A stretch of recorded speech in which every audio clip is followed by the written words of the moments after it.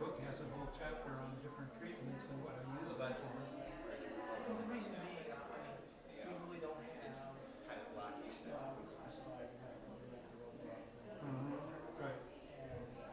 and usually they would go to treatment. Sure, of So course. we're kind of shooting in the dark when it started. I'm on respiratory therapy. So, Good, good. retired. Yes. Anyway, we don't want to use something wrong. We don't want to use it. Right. No, I think that's important that you have certain things you're not going to treat in your clinic. Or the Would not treat a person that's dementia that could be lymphatic, or wouldn't treat active tuberculosis, somebody that's an actively infected person.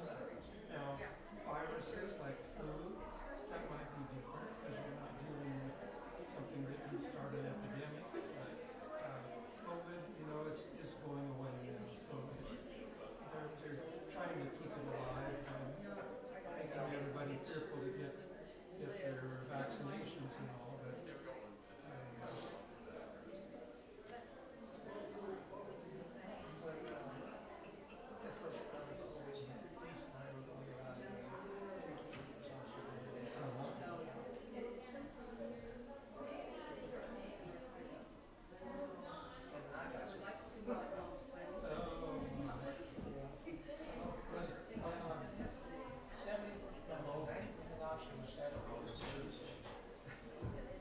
and that's pretty low.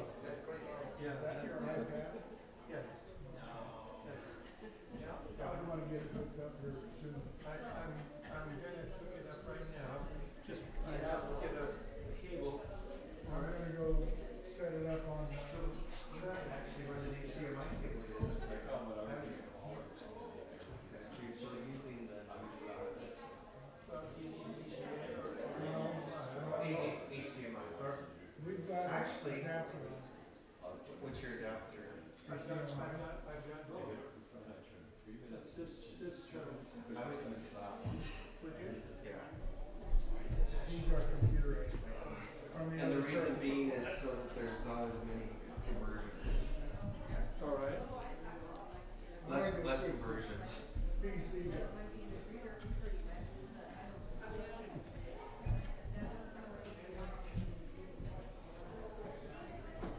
Oh, you're using an iPad, okay. It's an iPad with a keyboard, but that's allows me to type on it, and so Okay, he may be switching it now, so he's okay. There we go. Your screen. yeah. So that's good. So if I just go to the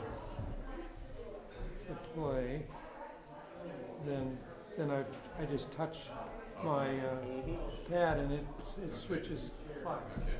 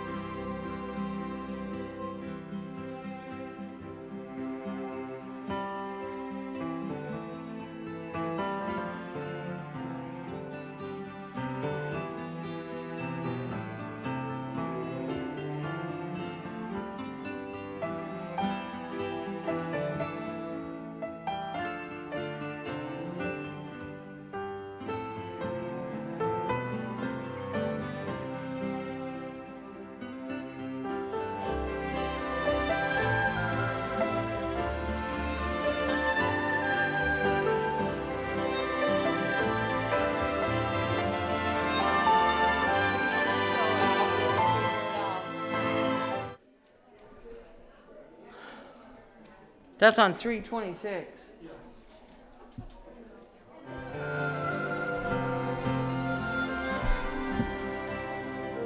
In my eyes I might see glimpses of truth that's for me. Open my eyes that I may see glimpses of truth that has for me. Place in my hands the wonderful key that shall unclasp and set me free. Silently now I wait for thee, ready, my God, thy will to see. Open my eyes, illumine me, Spirit divine. Open my ears that I may hear voices of truth that send us clear. And while the waves fall on my ear, everything false will disappear. Silently now I wait for thee, ready, my God, thy will to see. Open my heart, illumine me, Spirit divine. Open my mouth and let me bear gladly the warm truth everywhere.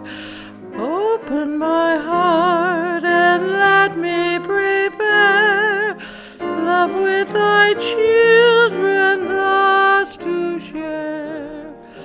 Silently now I wait for thee, ready, my God, thy will to see. Open my eyes, illumine me, Spirit divine. Okay. Welcome.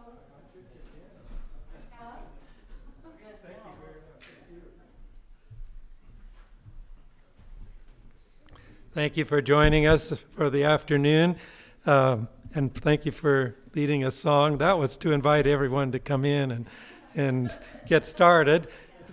And I know we're having a good time this afternoon, and I would like, before I begin, to have us kneel and seek the Lord in prayer. Dear Father in heaven, we thank you for being our best friend, our counselor, our guide, our director, our master teacher. Bless us, Lord, that we can hear your voice this afternoon and know what we should do to advance your work through the medical missionary influences and the natural remedies. In Jesus' precious name, amen.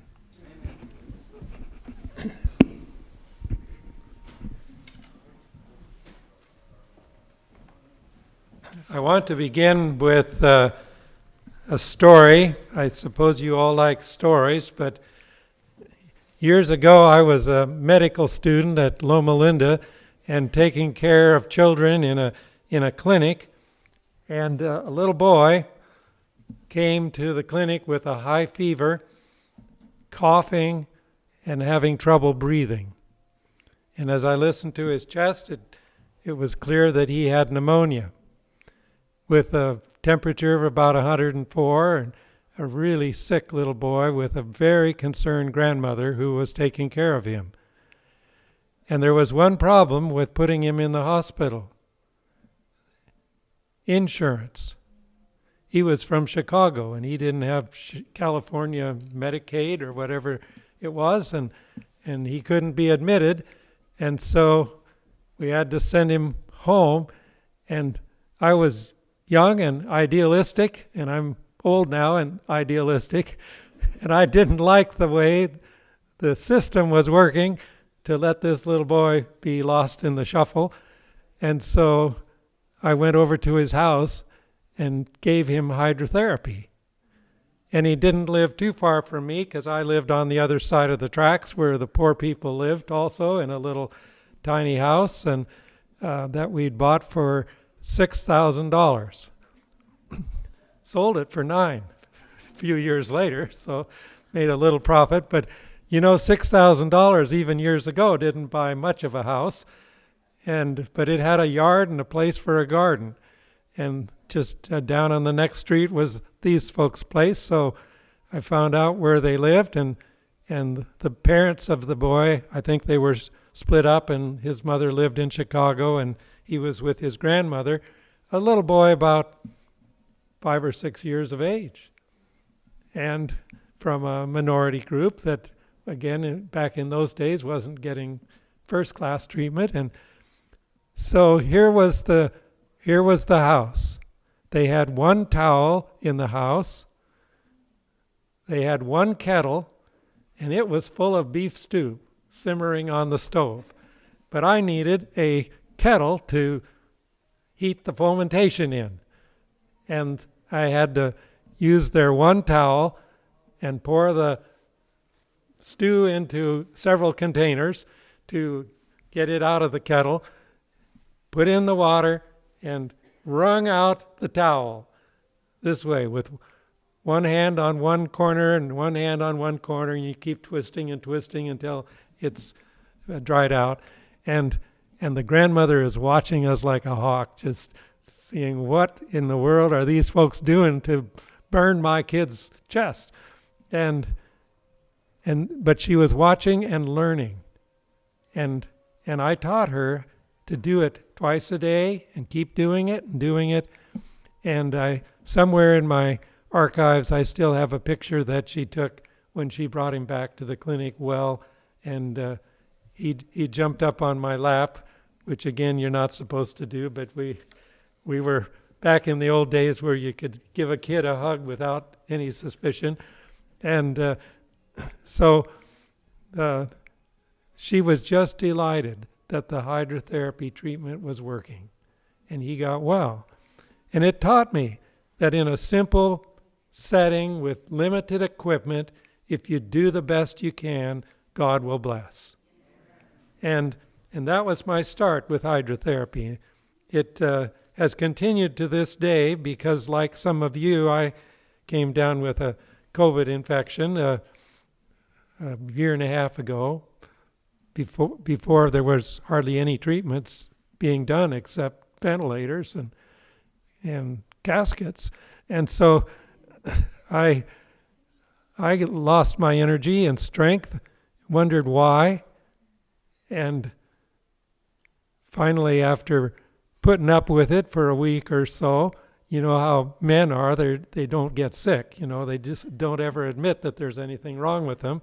Ladies are more prone to try to get some help, and so I finally just did a test and sent it off to the lab, and lo and behold, I'm getting these letters from the health department wanting me to stay put for 10 days and so forth.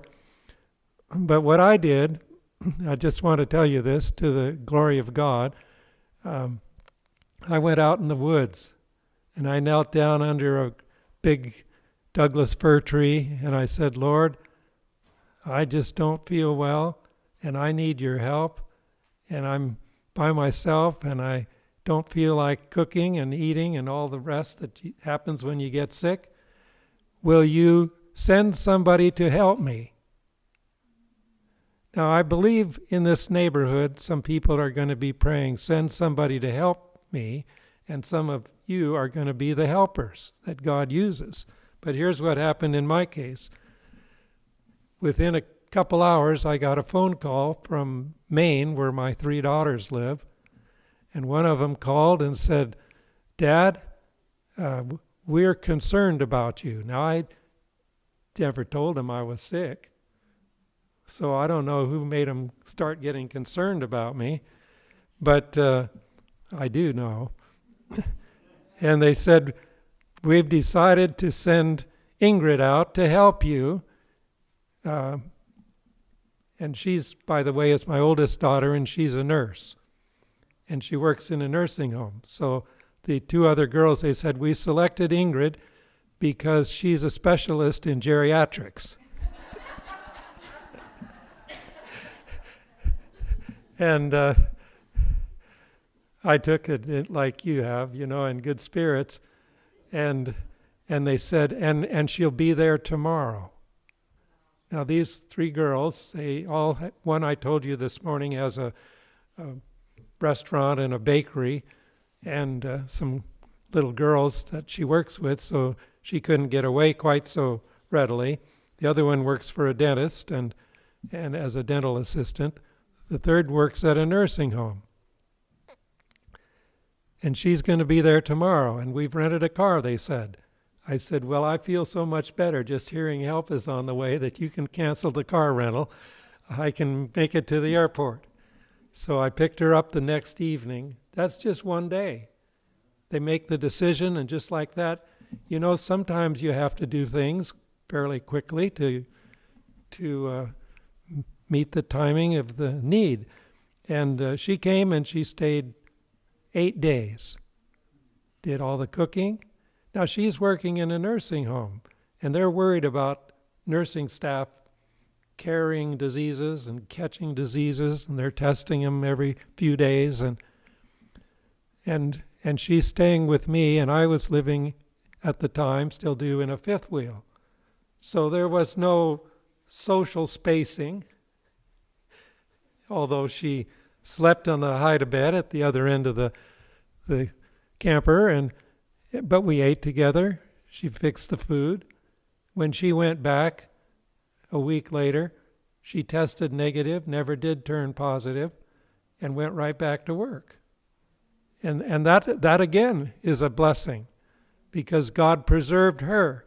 And I've told you that story to say this: if you put yourself out to help people, God's going to preserve you. You don't need to go around with personal protective equipment like a Martian, a visit to the Mars, suited from head to toe and with shields and masks and gowns and gloves like you saw people a year or two ago. Sometimes they'd go to the post office like that. And of course, everybody in the hospital was complaining that they weren't getting enough PPE. But we didn't have any of that. We just had a hot and cold shower and vitamin C and herbal things and all natural remedies and things that you can buy over the counter for vitamins, and God blessed. And within at the end of the Christmas break, I was back to work too with full strength and energy. Now, one thing she did that was totally discouraged in treating COVID was exercise. They said, you've got to rest. And they basically looked at it as the rest cure. Ingrid said, Dad, we got to go for a walk. And she outwalked me at first.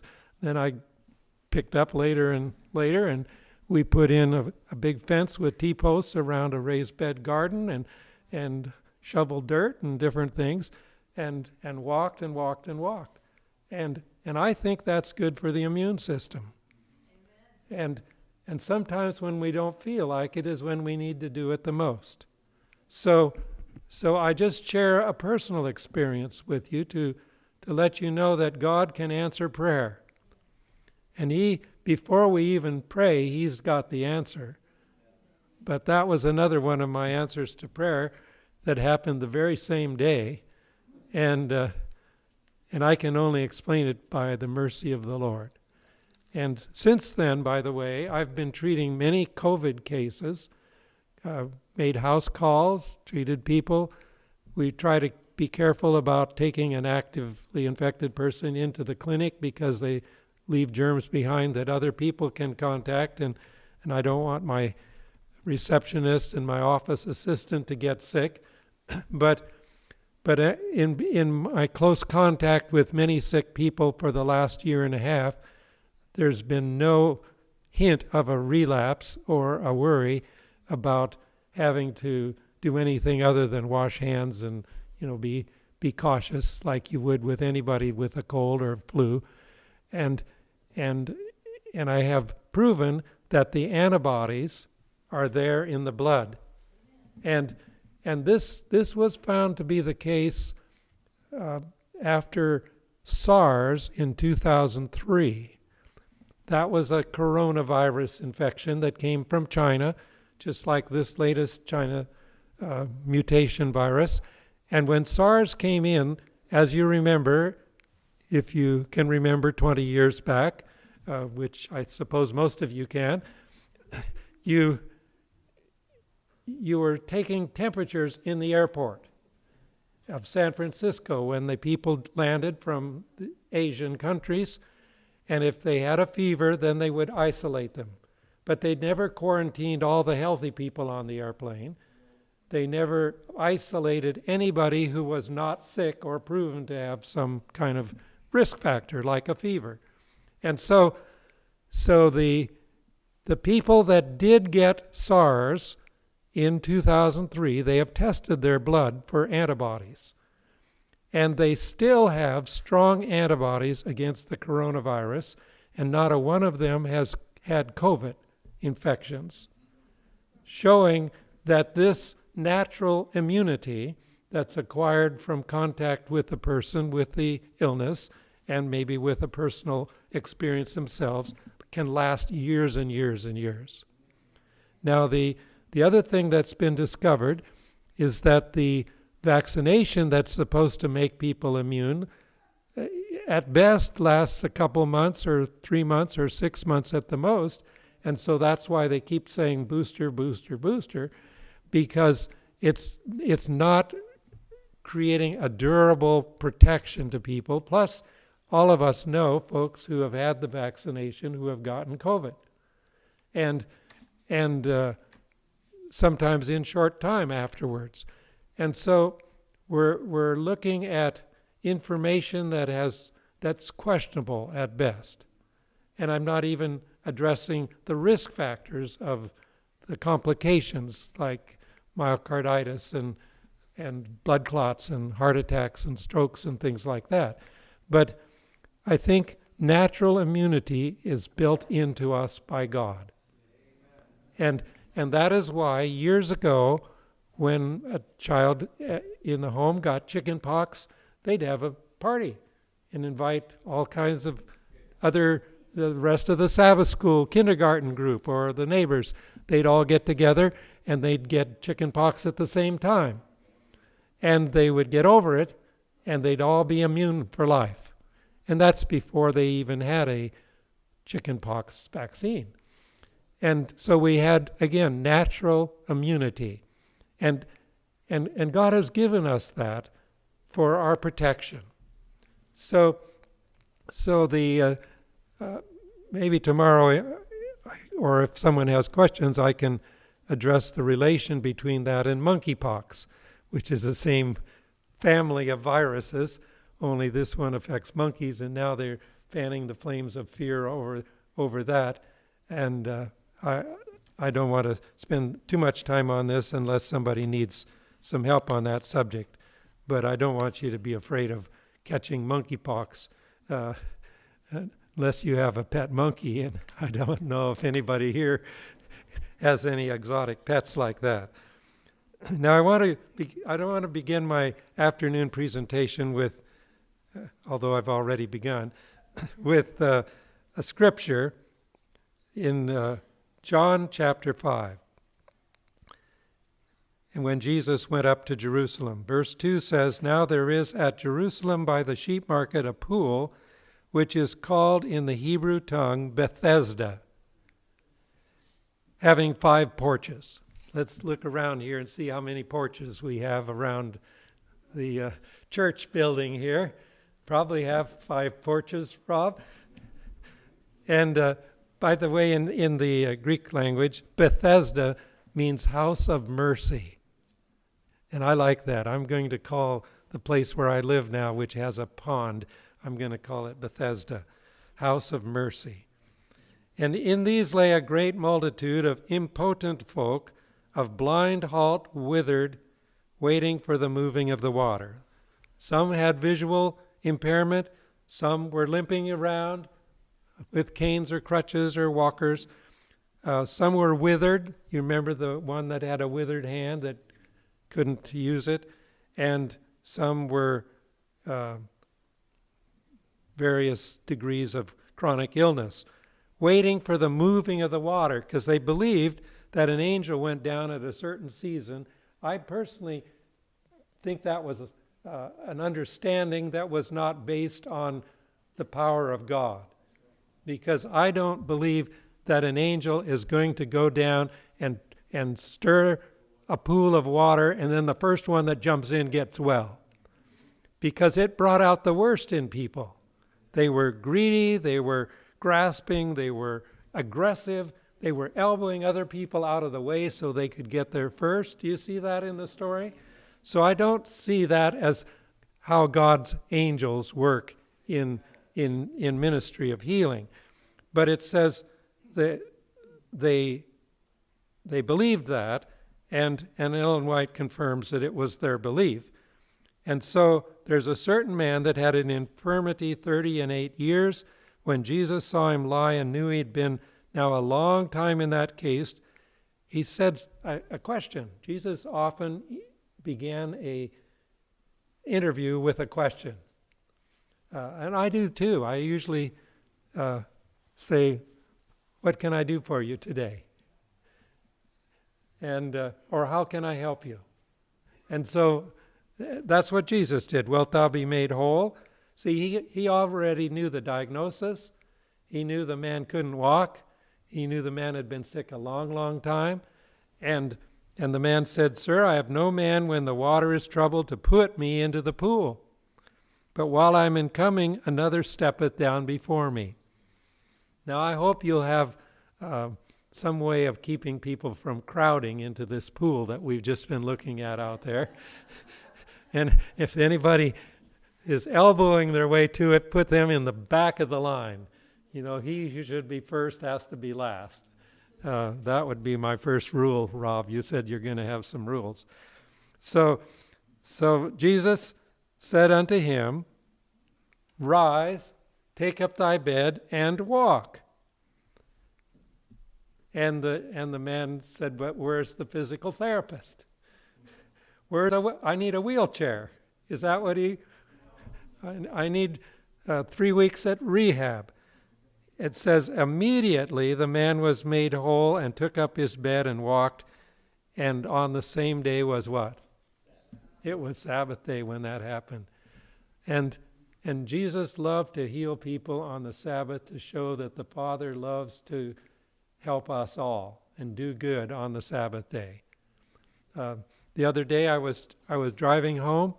I had just left church in the middle of the afternoon after lunch and a afternoon program, and my phone buzzed in my pocket while I was driving home, and I pulled off into a driveway and picked it up, and it was a patient, and he says, "Doc, I hate to bother you on your Sabbath day."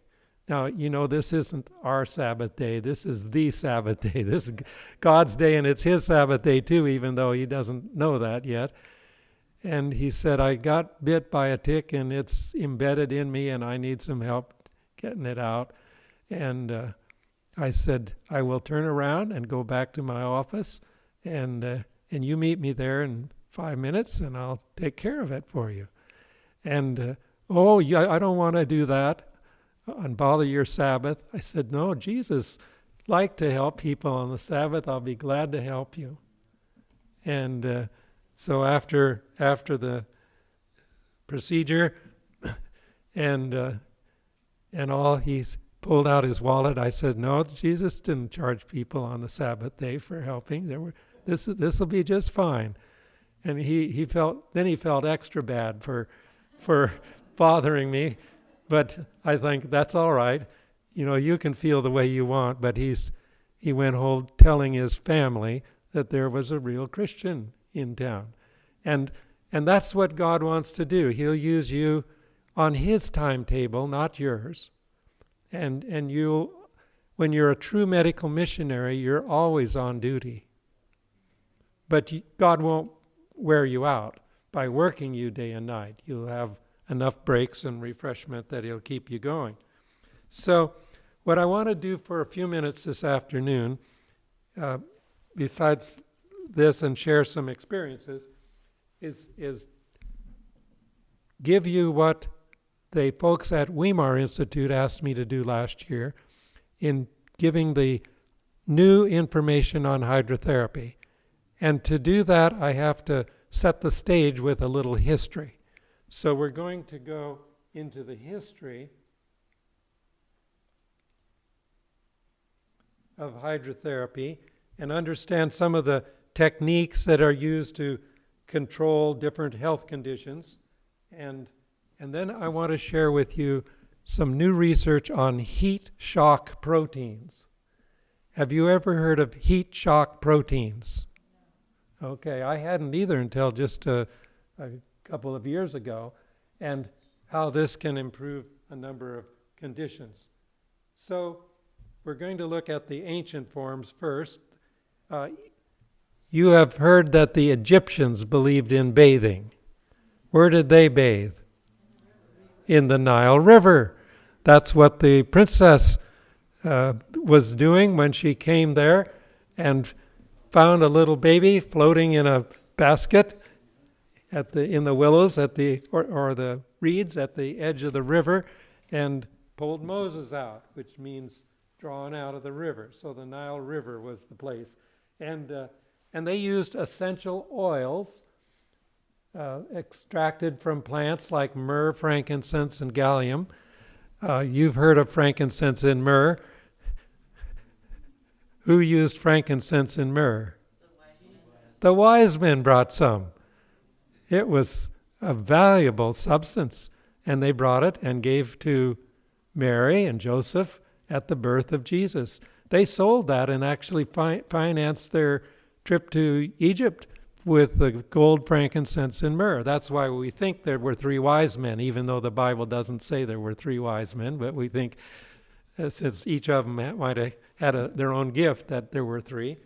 And so that's one of the history. In the Greek and Roman times, they called them thermae, which were bathhouses. And Hippocrates, he hypothesized that human diseases came from an imbalance of body fluids and recommended hydrotherapy, including hot and cold water, to balance the unbalanced body fluids. So that goes back to the Greeks. And the Romans, they had bathhouses with heated water, and they had underground furnaces.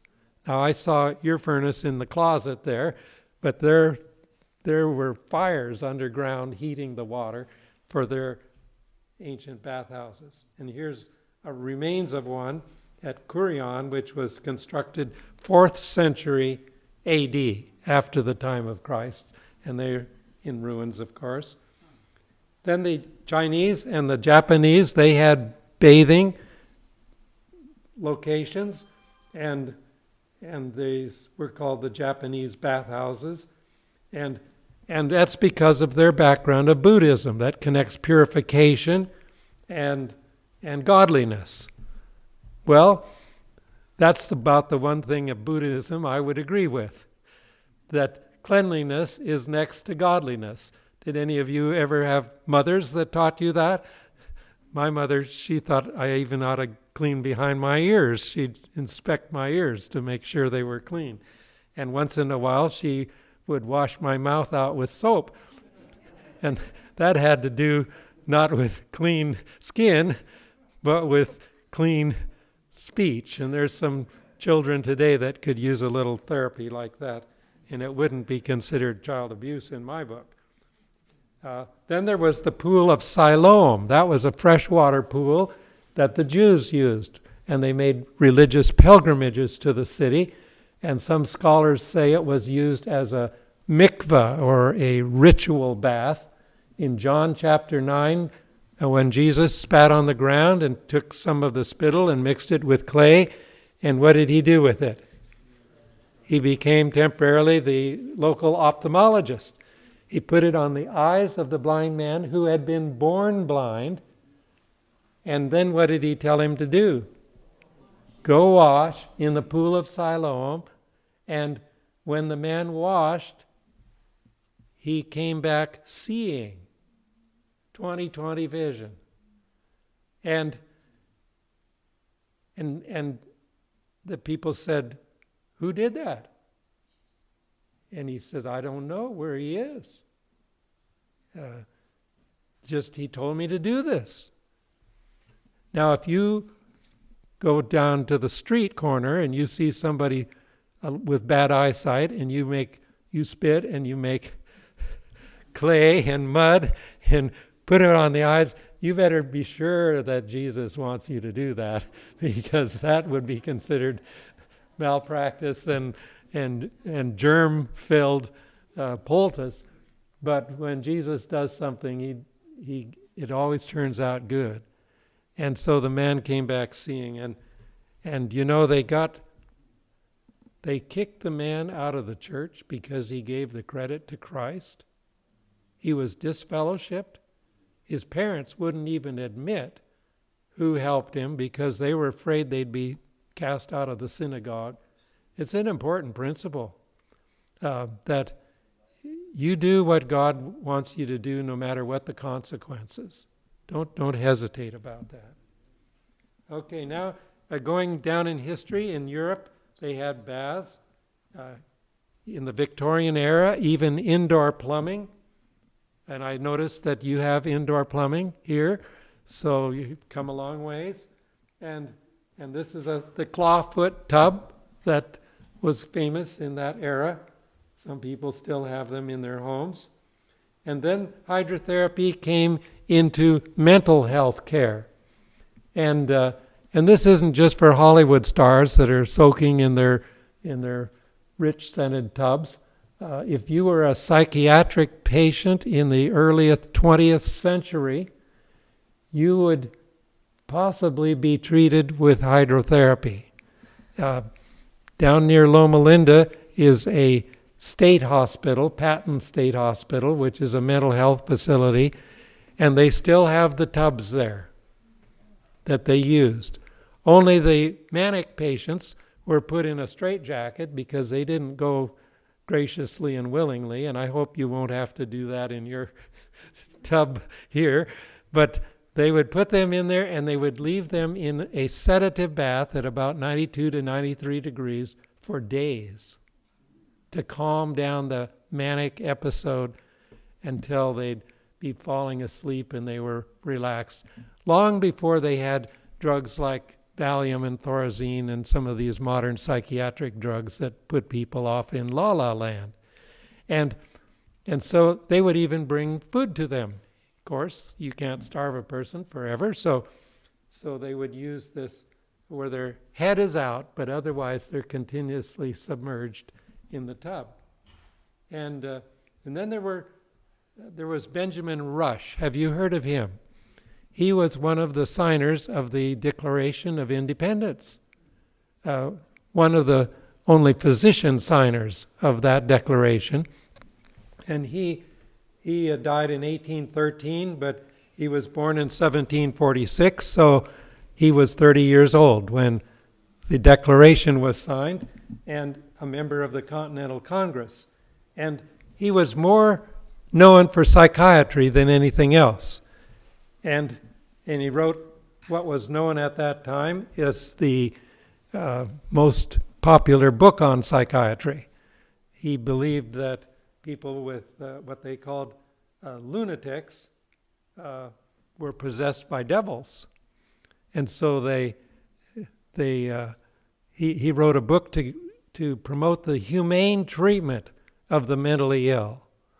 And if you have any relatives that are mentally ill, you would like them to have humane treatment, not torture treatment. And hydrotherapy is not torture, at least it's not supposed to be. But these are some of the tubs that were used, and they were put into either very hot or very cold water baths by force, depending on their mental situation. Now, if they were catatonic, meaning that they're rigid and totally unflexible and unmovable, and won't talk and won't do a thing, they'd put them in which kind of water? The very cold water, I think. I know, because my father, who was a family doctor, he told me one time there was somebody in the hospital that was catatonic, and the nurse said, "What can we do for this person?" And he said, "Bring me a pan of ice floating in water."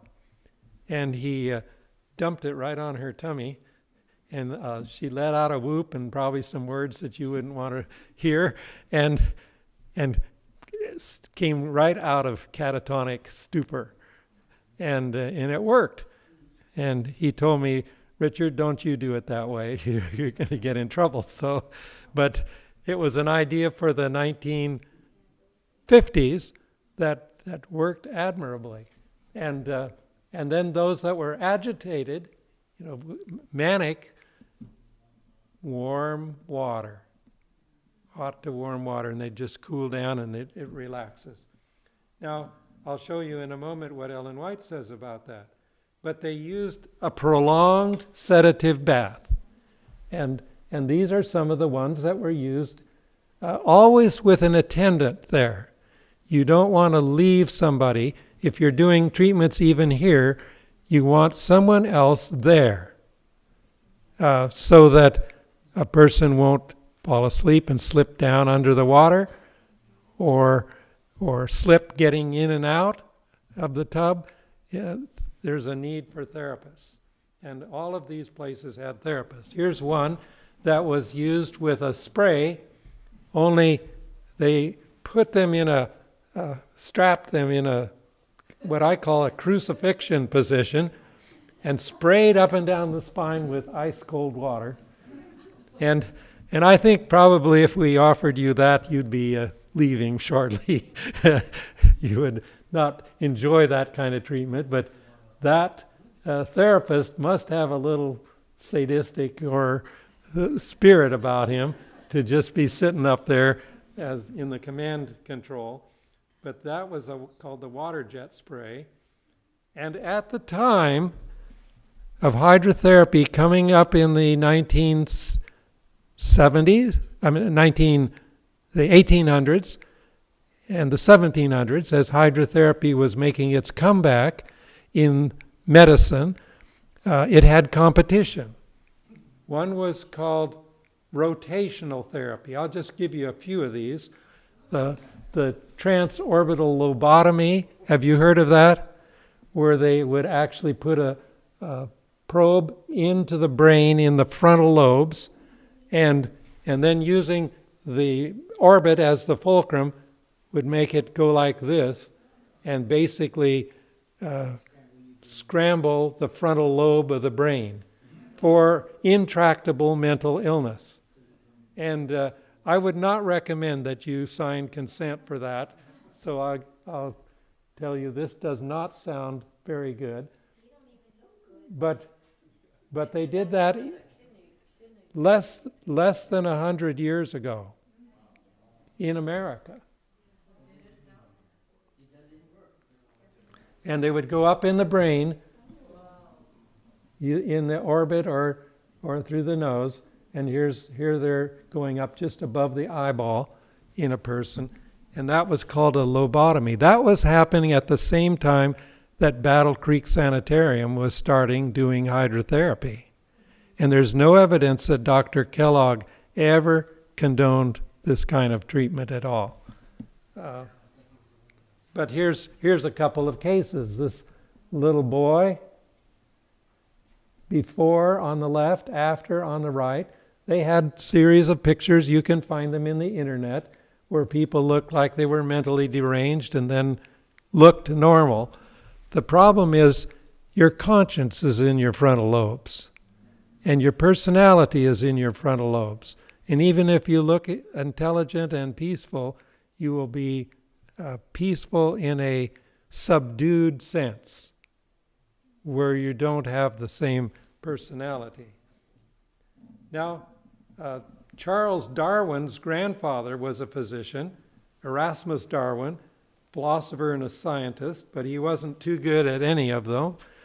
And And he developed the spinning couch treatment called rotational therapy. And they'd put people in a couch, and they'd pivot, and they'd spin them. Now, I suppose some of you have sat in a chair when you were little and spun around and around and around, and what happens afterwards? You've lost your equilibrium, and if you were an astronaut, you'd have to go through training of this so that you'd never lose your equilibrium in outer space if you're out of control, just as an ice skater does when they learn to spin and spin and spin, and then they come out and go straight, and there's no dizziness or nausea associated. But Benjamin Rush, that I mentioned, he adopted this treatment for mental health purposes, and he believed spinning would reduce brain congestion. Now, why am I sharing this? Because this was the competition to hydrotherapy at the time when Ellen White was guiding our health movement toward natural remedies. And then there was trepanation. Have you heard of trepanation? In this treatment, they drilled holes in the skull because it seemed like the devil was in there, and if you made a hole, that evil spirits could come out. Now, when Jesus healed people from the evil spirits, he never had to drill a hole in their skull. He cast, and these are some of the skull that show the nice, clean, round hole, showing that it didn't happen by accident, that it was actually like little holes drilled and taking a piece of the skull out.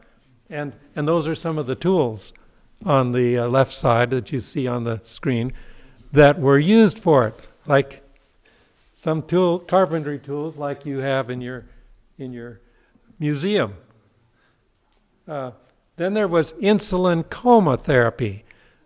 There were doctors in the 1930s, 1940s, even in Madison, Tennessee, that were using insulin coma. They would, as you all know, insulin drops your blood sugar, and it's used in diabetes. But if it drops it to 30 or under 40, you go into a coma. And they thought that a mentally ill person, if they went into a sudden coma, they might come out better. Only problem was they didn't all get better. A few had died, and so that fell out of practice. 1 or 2% of patients didn't make it. And I think any treatment that has even a 2% mortality or a 1% should be questioned. And then there was another one. You read about this in early writings. Mesmerism. It came from Franz Mesmer, a German who believed that an invisible force pervaded everything in existence, and disruption in the force caused pain and suffering. And so this was supposedly not a placebo effect, but a miracle cure. And Mesmer is considered the father of modern hypnosis. Now, are there people today in America still doing hypnosis? And what they do is get you to focus on something and utter some words and put you into a trance. And under the trance experience, it is the power of suggestion that suggests that you'd be better off to quit smoking, or you're going to lose weight, or help you through childbirth, or various uses of hypnosis. And what has Ellen White counseled us about this? To not have anything to do with this form of mind cure, because it makes one person totally dependent on another to use the power of suggestion. Now, that principle also extends into something today that's quite commonly used called mandates, which is more than the power of suggestion. That is absolute order, which is part of military training. If any of you have been in the service, you take orders. And when they say march, you march. If they say, halt, you halt, and so forth. And that's military training, but it's not God's plan that one man become the authority to control other people. And that's true of any other form of medicine. Do you think that we should force anybody to have a heart transplant that doesn't want a heart transplant? Or to take chemotherapy that doesn't want chemotherapy? I mean, normally, except sometimes children are considered, if the parents are too stubborn, the child gets taken by the state because they think they're better off preserving the child. But the idea of control, of force of one over another is not God's plan. And so I want to make that clear. And if you have any question about it, read in the book Ministry of Healing, the chapter called Mind Cure, and you will find a very good treating of this subject of mesmerism or hypnosis or mind control. And then there was chemically induced seizures, and there was various drugs that were used, sometimes fevers, but later metrazole and other drugs that would give a person a convulsive fit, only sometimes they would hurt themselves, break a bone, or go into such a seizure and not be quite the same afterwards. So you see, mental health has it come a long way, or has it still got a long ways to go? We've still got some of the same dangerous drugs being used. We've got some of the same control of force, and we want to help everyone we can in God's own way. The final one was phrenology. You've read about that in the book Early Writings. Phrenology was not helpful in treatment at all. It was for diagnosis, and it was based on the lumps on the head of a person, feeling the skull, and there were certain lumps that were associated with more of a violent personality, and some lumps that were marks of intelligence. And it was William Miller who was preaching the Adventist message in the 1840s, and a famous phrenologist said he must have a fanatical lump as big as this, and he went like that because he didn't believe in William Miller's interpretation of Daniel and the prophecies. And so William Miller, who was a humble farmer from Lowhampton, New York, he said, "Take me to that man." So he went to see the phrenologist. And the phrenologist sat him down in a chair and examined his head, and he said, "What a noble head you have, a sign of great intelligence." And he went over like this and went on, and finally he remembered that he hadn't registered the man and found out who he was. He said, "By the way, sir, what is your name?" And he says, "Oh, it doesn't matter." "Oh, I need to know your name." He said, "I'm William." And then he said, "What's your last name?" "Miller." "William Miller?" And he is the one he'd been saying all the bad things about and the bad predictions. And he found his way to the door immediately and ran out and went home. And it took all the wind out of his sails from what he'd written in the newspaper about William Miller.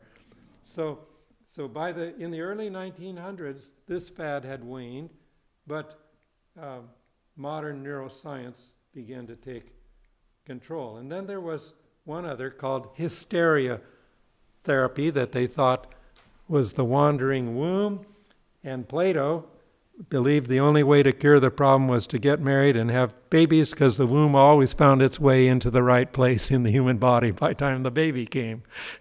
But I still remember diagnosing people with hysteria, and that is very interesting to me. Now let's jump from the counterfeits to the true and look at the hydrotherapy treatments. Here is someone getting hydrotherapy.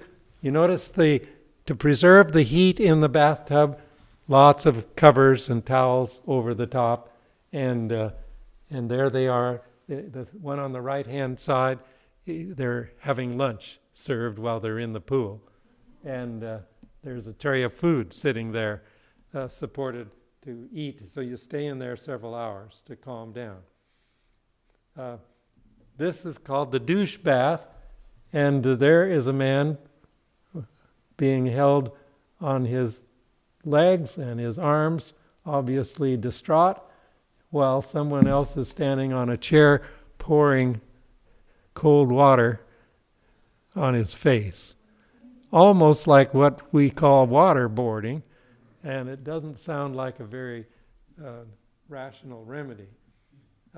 In a mental hospital, here's what I call torture hydrotherapy. Even the setting of it doesn't look very pleasant. It looks like a concentration camp. And that's what mental health was in the beginning of our country. It was actually locking people up in a very unkind way. Here is the cold pour. Again, pouring on someone in a bath. And that's fine if you're enjoying it. If it's hot summer day and you like cold water.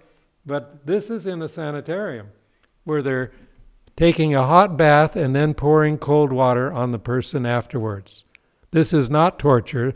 This is stimulating the blood cells of the body and helping to close the pores. Do you see that truth and error kind of lie close together? It's your attitude and your spirit and the type of therapy you're doing that makes a difference. This was called hydrocrucifixion. You tie them up in this chamber, and I showed you a picture of that. This is dunking therapy, and up in the chamber, and then down in the water you go. And they did that for mental diseases, including suspected witchcraft. And again, this did not belong in our sanitariums. And the tsunami, that's a different kind of therapy, of course. Now, let's go to the modern type. Here is a picture from Battle Creek using the wet sheet pack.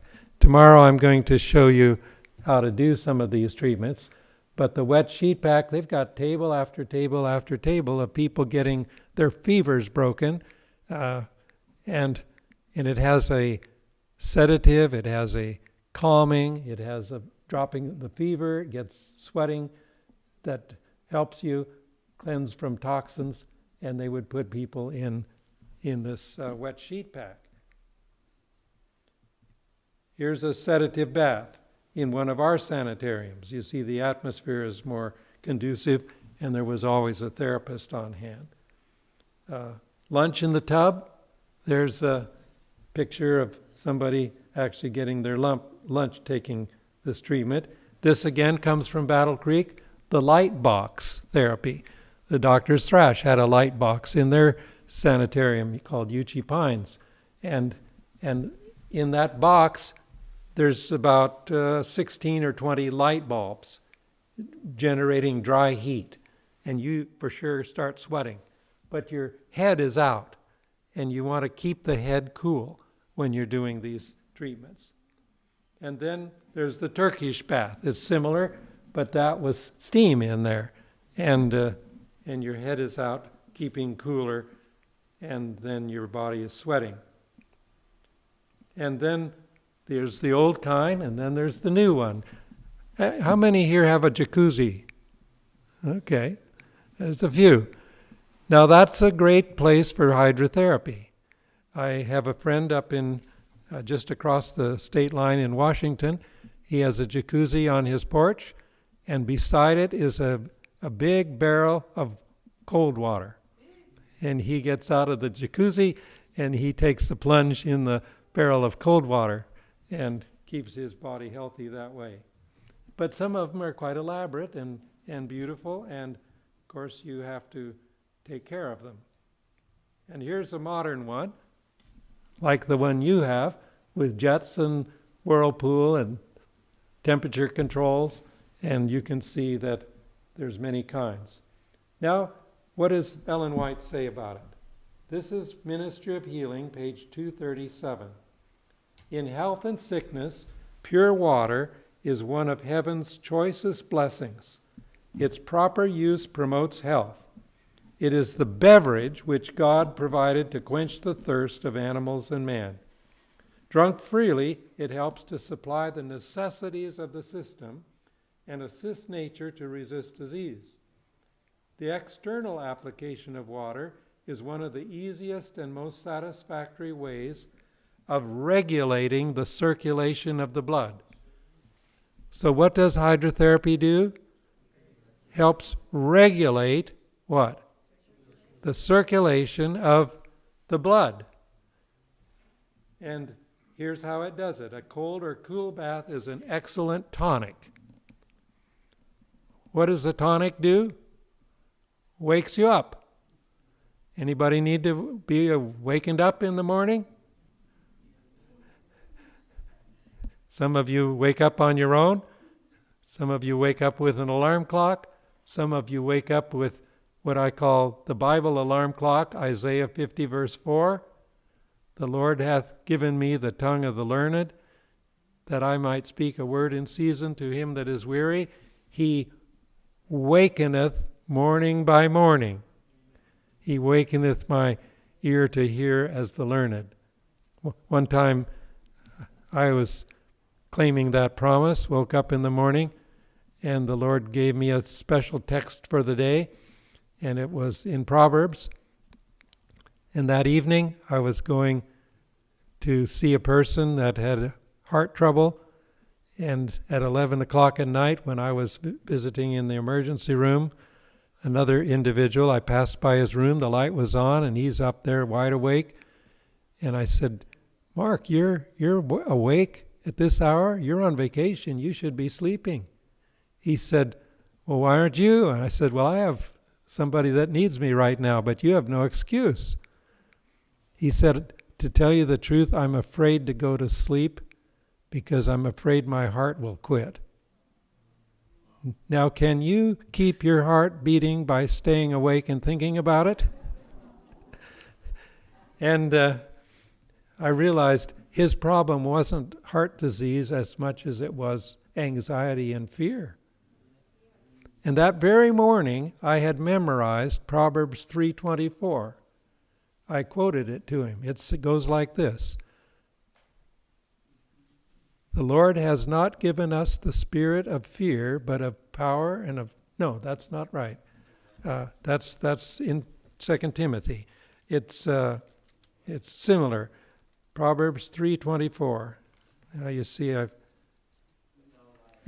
when thou liest down, thou shalt not be afraid. Yea, thou shalt lie down, and thy sleep shall be sweet. That was the text I had memorized that morning. Thank you for helping me with it.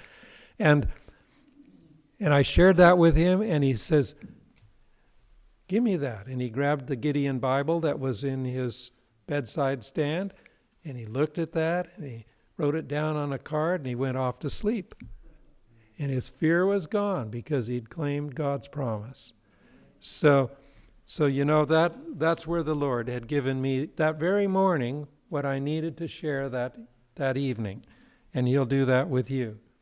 So these baths soothe the nerves and equalize the circulation. Now, again, this is the same reference, but many have never learned by experience the beneficial effects of the proper use of water, and they are afraid of it. Now, in the hydro room here, I mentioned to you that if you're afraid that something is going to hurt you, it's more apt to hurt you. And they aren't trusting the remedy. So you've got to win their confidence first. And water treatments are not appreciated as they should be, and to apply them skillfully requires what? Work that many are unwilling to perform. Why do you suppose hydrotherapy is not used even in our Seventh-day Adventist hospitals these days? Because it takes more time and insurance doesn't cover it. That is true. It takes work. What's that? It's true. I've Yeah. had patients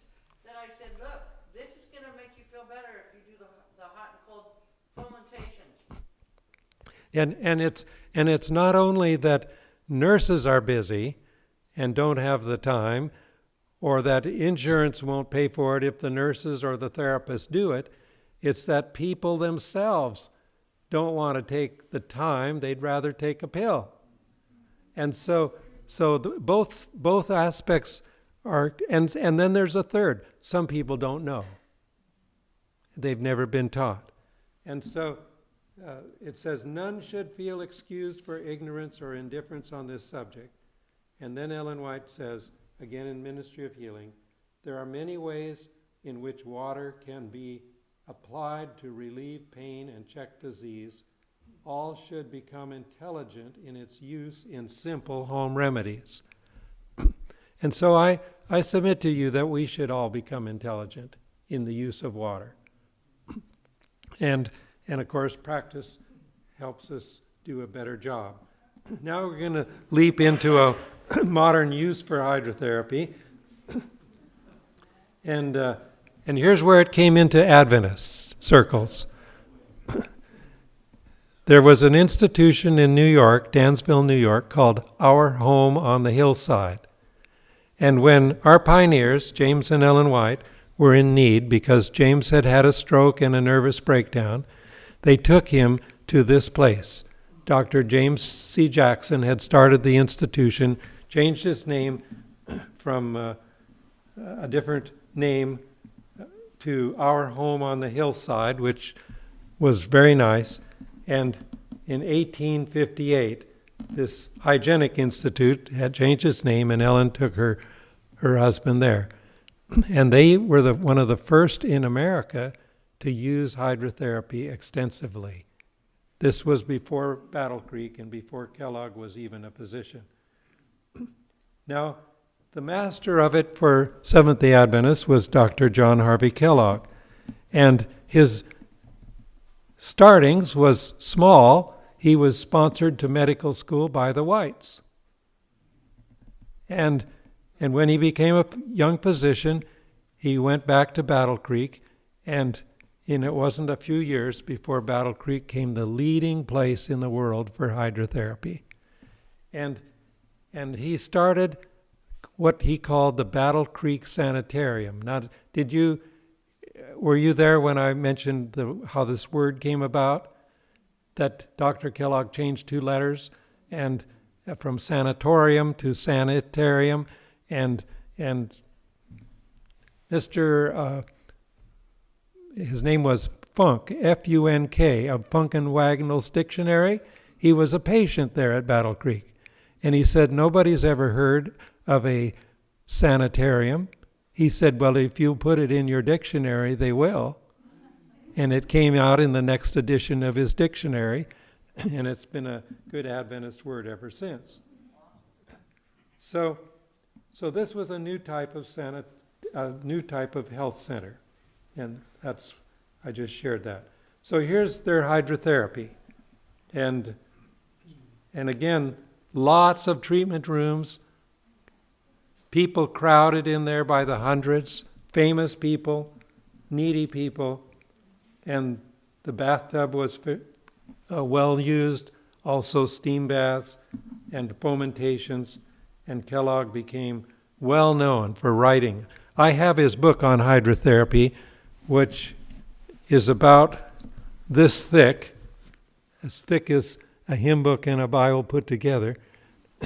And he was such a good writer that he would write his letters while somebody was taking stenography, running along while he rode on a bicycle, and he would be dictating.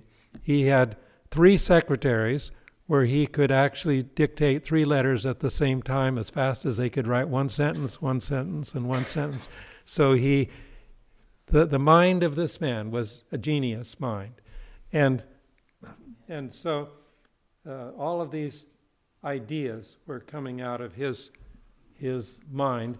And this was their swimming pool. You'll notice that they're rather modestly dressed, and rather is an understatement. But the pool therapy became very, very popular in the summer in Michigan, not in the winter.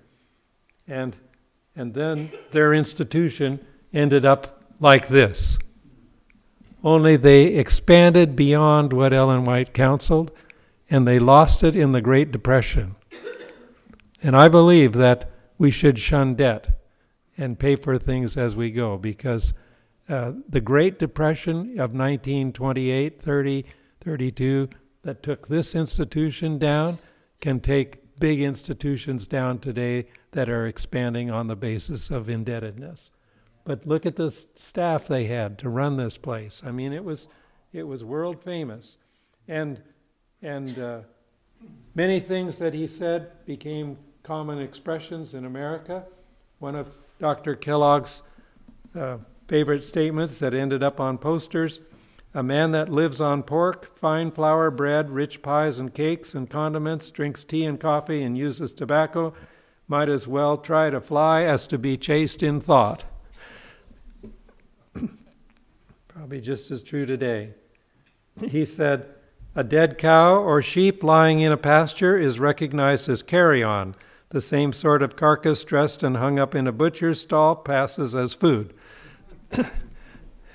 And I hope that you folks will make a committed effort to be vegetarians, because that may be your safety against cancer and heart disease and some of these modern infections.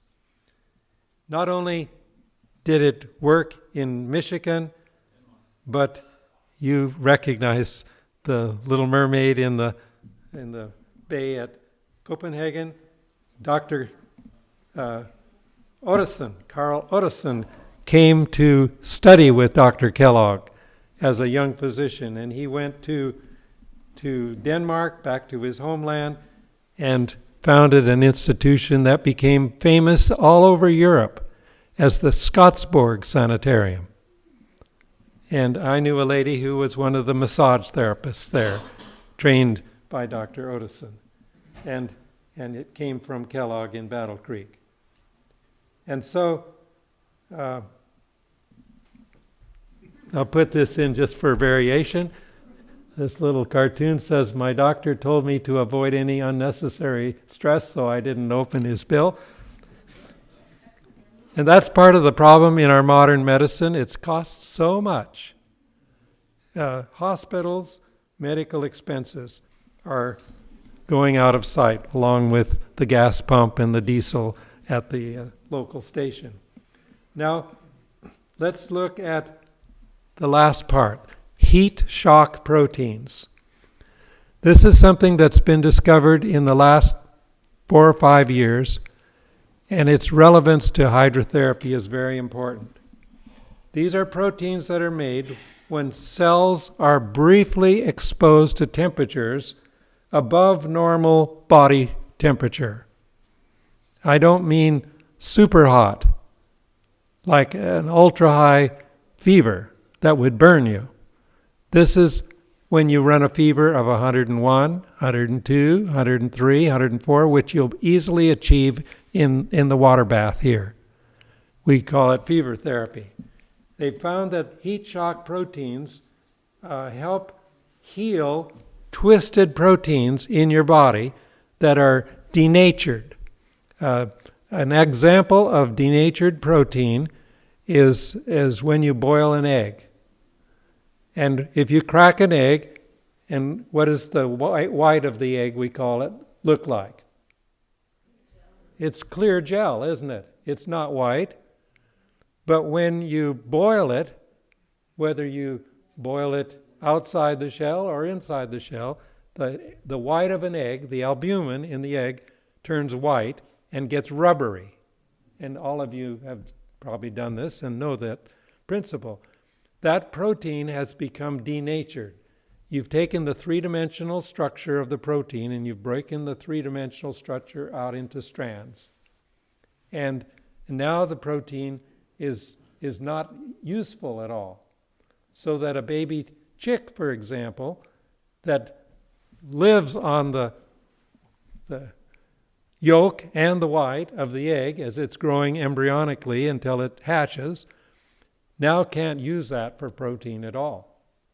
And so that has changed. Now, what the heat shock proteins do when you heat up the body with a low-grade fever or with hot packs or hydro, it reorients that structure back into the normal shape again, where it's useful to the body.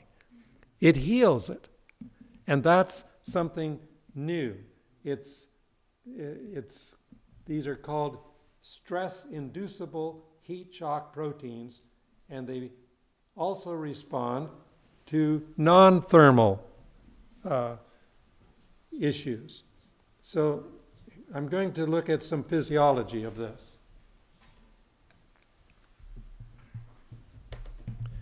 A non-lethal increase in temperature, non-lethal means it doesn't kill you, above the physiologic norm for biologic species suppresses protein synthesis in the cell and activates the heat shock factor and enhances transcription of heat shock genes, while exposure to a lethal temperature initiates apoptosis, or programmed cell death. Now let me make that in plain English a little simpler. Apoptosis means that that cell has been heated so much that it pops. And if it pops, it dies. So when that happens to a cell, then it's destroyed. And that's a burn, basically. Or, coming short of a burn, it's a blister. But when it comes to a certain temperature where the cell has been damaged but not destroyed, the heat shock proteins that we have in our body put it back to normal. They push the reset button on the computer, if I can use that terminology, so that it boots up again and comes back to normal. And so this is an exciting thing to me that's been shown, where the HSP, the heat shock proteins, take a protein that's been unfolded and misfolded, and it puts it back into a folded protein again and helps it to function like it's supposed to. And these proteins are enzymes.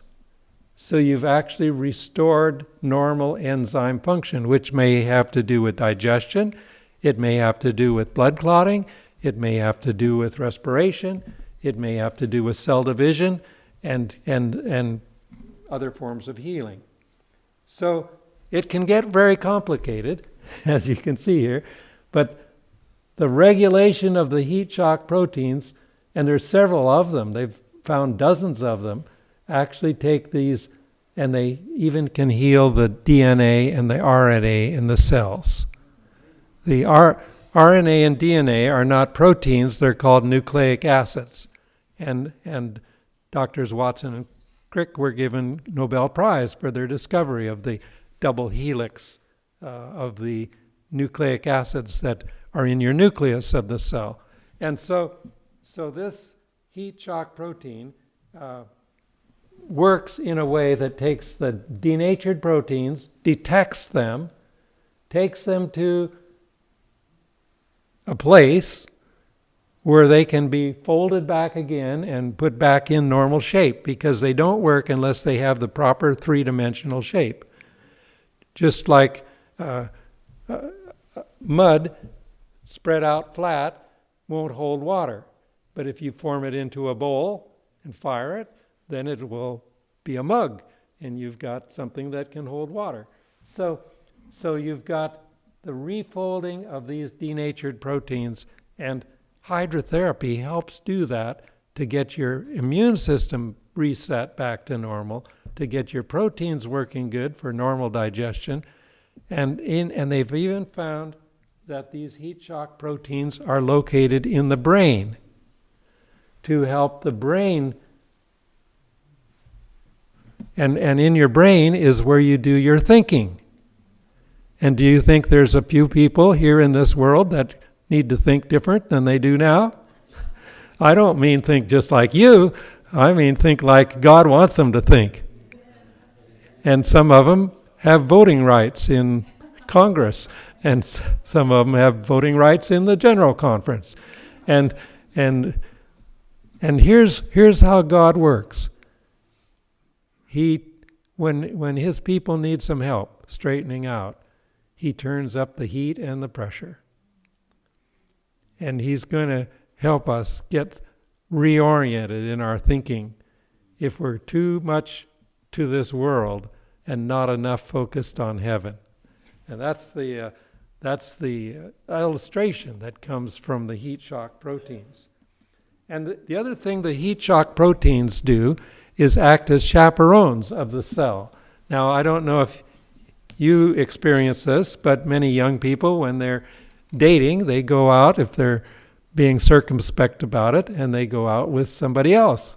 It may be Aunt Sue or an uncle or a couple of friends. And what are chaperones for? For the protection of reputation, to help draw the line or govern the behavior, and so forth. And so that it's not just for reputation, but it's for to do what's proper and right. Now, these heat shock proteins act as chaperones to help gather up the misfits in our cell, the elements of the cell that are getting messed up. And they collect them together and they take them to a special place, like we gather people up and take them to church, where they can get straightened out again and be useful members of society. You see, this is the heat shock protein acting as chaperones. And you can get into the complicated biochemistry if you want to. I shared this with some of the physicians at Weimar, but I'm not going to go into that. But here's the chaperones. There's three kinds. And they're illustrated by these little drawings of ants. One is the nurturing chaperone, the one on the left with the little baby.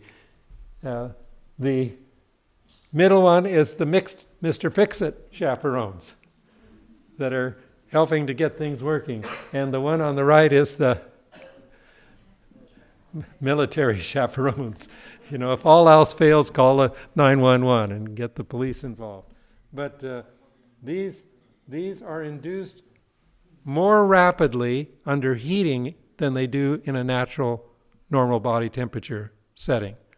And they help our proteins that are getting skewed and useless to become useful again. Now, isn't that the mercy of the Lord? Am I making it simple enough and clear enough that you grasp the concept? And they're finding out that hot packs, like for muscles that are sore and painful because you've overdone something or you've twisted or sprained, that they feel better, but you're actually healing the muscles. That if you're fighting an infection, that you're actually activating the immune system to better destroy the virus, destroy the germs, and heal the infected parts of the body. And so, to me, this is a wonderful thing. And it's given me new interest in hydrotherapy that I didn't even know was there before. So these therapies, as my sister on the front row pointed out, they take more time. They may be less remunerative. Drug prescribing is easier, just pop a pill. People are looking for quick cures. But it's our mission to show the advantages of using natural remedies, to learn how to utilize them, to publish data that shows their superiority, and to give the glory where it belongs to God for the ideas, the skill, and the healing. And that will make not only him happy, but it should make us happy as well. Now, that's what I wanted to share with you about hydrotherapy and some of the new things we're discovering. There's new equipment for heat and cold. Hospitals are using cooling blankets and cooling things on the head and all kinds of things that run fluids through rubber tubing. But The old-fashioned hydrotherapy that we'll be studying tomorrow morning it still works. It's less expensive, it's readily available, because wherever human beings live, there will always be water. Because we cannot live without water. And we are promised in the last days, your bread and water will be what? Sure. So it may be that hospitals are either overloaded or with power outage, they're just shut down, or with illness like COVID, where they fired hundreds of people because they wouldn't take a vaccination, and then they found themselves terribly short-handed and had to close whole wards and departments and say, we can't take you because we're full, but they were only full because of staffing. They weren't full because every bed was filled. And now they're having to hire people from out of state to come in that has not that same requirement. So it's very interesting. And I'm not here to try to tell you pro or con about any vaccination. I'm very much against mandates and force being used to make people do something that their conscience is opposed to. And to me, I'll tell you frankly, I think this is a dry run for Seventh-day Adventists that are facing a time where the mandate is going to be related to Sunday worship. And this has been a testing, like a dress rehearsal for God's people. Are you going to cave in to pressure? And I'm not trying to make you more stubborn than you are, because we all have a little streak of that in us. But our streak of stubbornness should be based on conviction, not just unwillingness to please. So if God wants us to stand, then we stand like Daniel. And when Daniel was taken to Babylon, they gave him certain diet. And they said, the king wants you to eat this. And the king probably wasn't testing them at all. He was offering the best like he ate. But to Daniel, it was new and strange and offered to idols and unclean and alcoholic beverage, wine. And so he said, did he stamp his feet and said, I'll not do this and you can't make me? What does it say in Daniel 1:11? Therefore he requested of the prince of the eunuchs that he not defile himself. And so he learned diplomacy. And it reminds me of my friend Wayne Dull when he went to China to form a health center and a sanitarium in the city of Yangji, where Seventh-day Adventists had never been before. And he met all the city officials.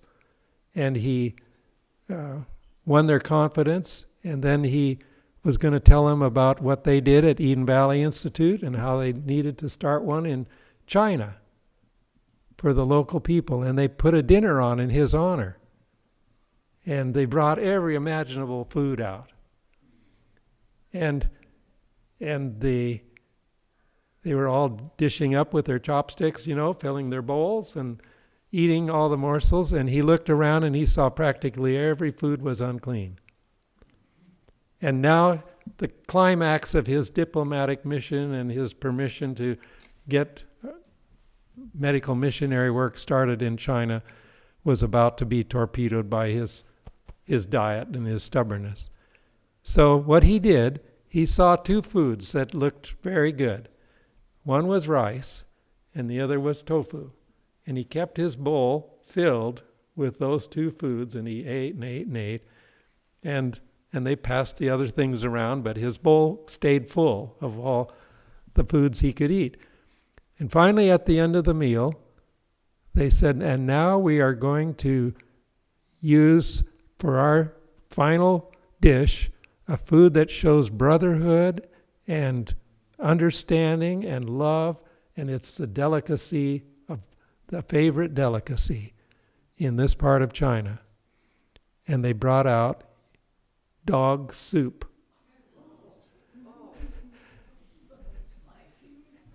And now he had a problem because they'd given the preamble of how this showed love and understanding and unity and all.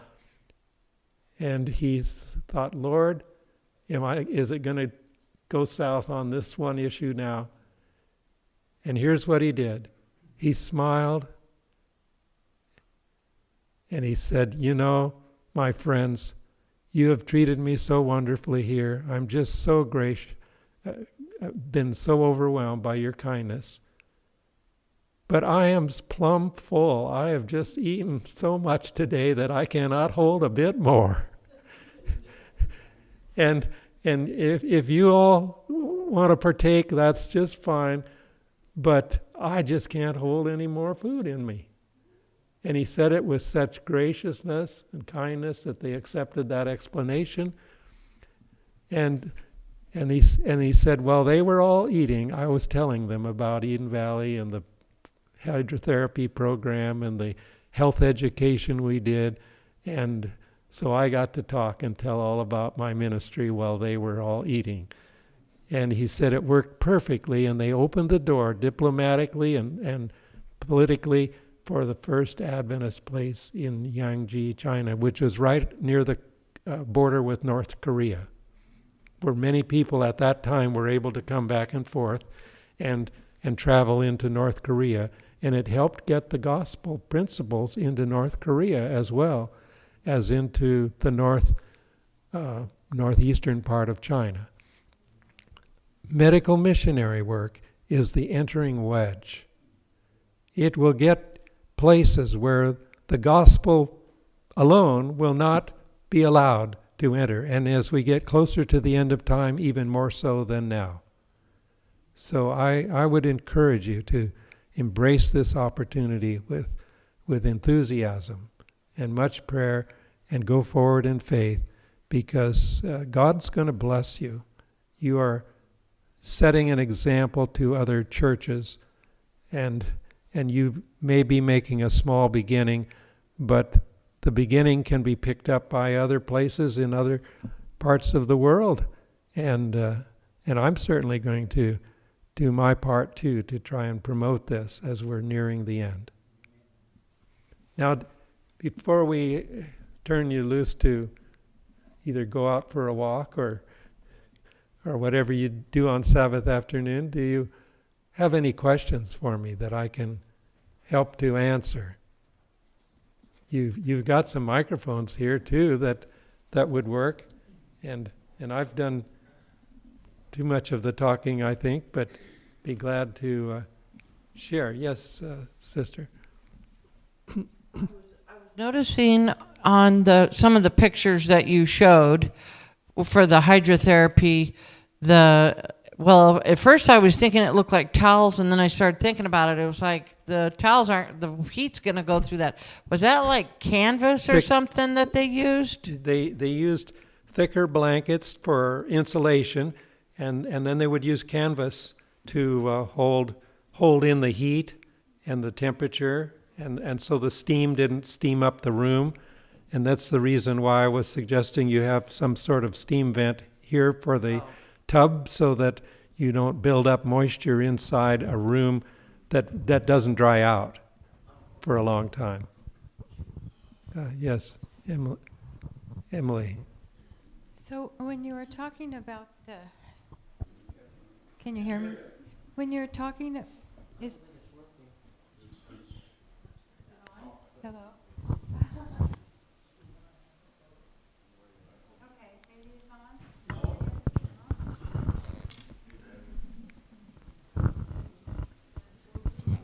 Okay. Can you hear me now? Okay, I can hear me. The heat stress therapy, I think that's what it was called. Basically, the fever bath. So is it something that's beneficial to do, like people who have cancer or other maybe issues take it, for healing properties. But to build the immune system, even for somebody who doesn't have a issue like that, a disease or something, is it beneficial to do it on occasion for building the immune system? Or is it only mainly for people who have an illness or a disease they're trying to recover from? Well, that's a good question. Question is it something that could be done periodically and be useful? Most everyone gets aches and pains at times from working in the garden or doing projects or lifting something you shouldn't. And for that type of musculoskeletal or joint pain, that kind of heat can be helpful. In Finland, they use the sauna a lot, and people do it periodically just for cleansing, because the other part of heating up the body is sweating out toxins. So that's another use for it. I'm not recommending any particular interval, and it depends on a person's health and stamina and equipment they have at home. But much of these ideas can be used at home. They don't have to be in an institution. So with a fever treatment, from what I understand, it can be pretty debilitating. Yes. When you take it. So it's not like you just want to hop in the bath and try to get your temperature up to 102 for a duration of a certain amount of time. You need to be doing it with somebody with you, because you could pass out from it. But so it can be pretty intense. So that's why I was wondering if it's something that you can do as a preventative kind of thing, or therapeutic just for your immune system to keep it strong. Well, there's one case that it would be useful, and that's if you think you're coming down with a cold, and you could go and take a hot bath and go to bed early, drink extra amounts of water. That would be a preventive type thing, but with maybe some early symptoms that prompt you to do it. I'm not sure that we need to just run a fever every other week just for the sake of doing it, because normally our bodies do best at normal temperatures of 97, 98, depending on whether you take the temperature under the tongue or on the forehead or other parts of the body. But we have an ideal temperature that we function in, and there's no need to vary that unless there's a good reason to do so.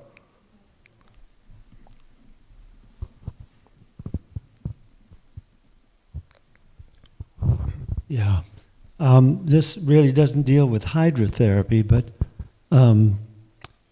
the issue of liver and gallbladder flushes and kidney and colon cleansing.